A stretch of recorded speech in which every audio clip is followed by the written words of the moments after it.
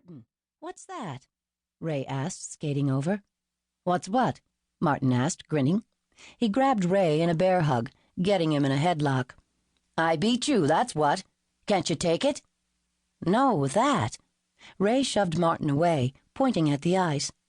Drops of red led to one scarlet pool. The blood ran down his legs, over his skates, onto the ice. Bright red. It soaked through the thin snow and skate blade tracks. "Nothing," Martin said. "Merde," Ray said. Fumbling with the zipper, Ray undid Martin's jacket. Martin tried to fight him off, but he was shaking too hard. Ray threw down his gloves and unbuttoned Martin's shirt.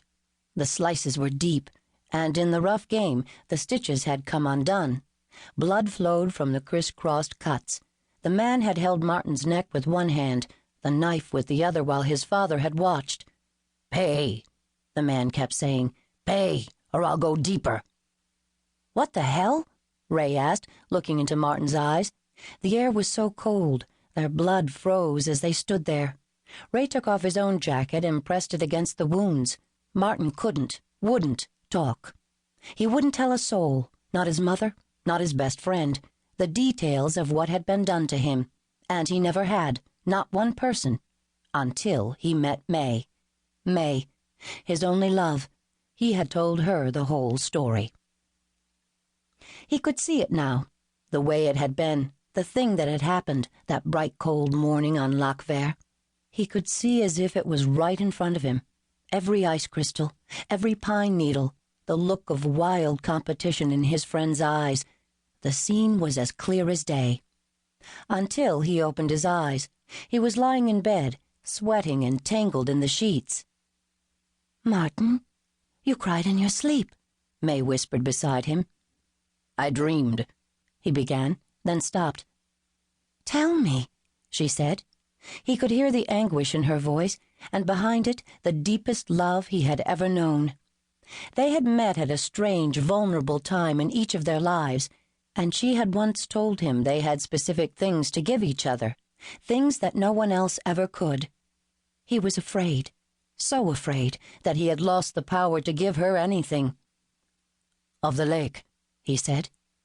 "What happened?" "I could see." May pressed her face against his chest.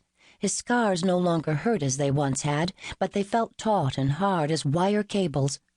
Martin couldn't see her hand as she reached up to touch his face. He couldn't see their room, the window, the pictures of Lac Vert hanging on the wall, his only love lying beside him.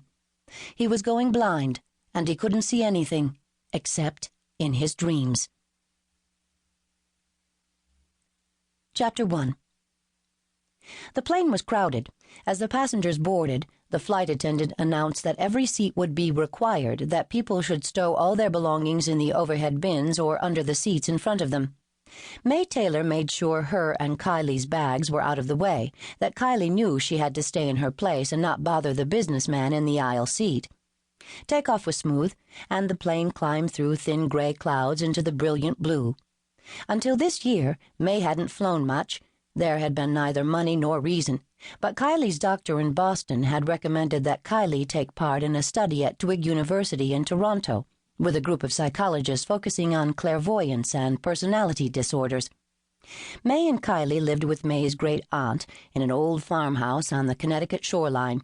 May loved her daughter more than anything, but as she looked around the plane, she couldn't help noticing all the couples, the white-haired couple sharing the newspaper, the young professionals in his and her suits, talking on cell phones, two parents with their teenaged kids across the aisle. May stared at the parents for a few minutes, wondering how it would feel to have someone to share the care of Kylie with, to travel with, laugh with, worry with. She watched the woman bend toward her husband, her hair brushing his shoulder as she whispered in his ear. His lips turned up in a wide smile, and he bowed his head, nodding in agreement. May suddenly felt as if she'd swallowed a fish bone, and she quickly looked down. She had a sheaf of papers from Dr. Ben Whitpen at the Twig University Department of Psychology to read, reports and observations and recommendations, all pertaining to Kylie.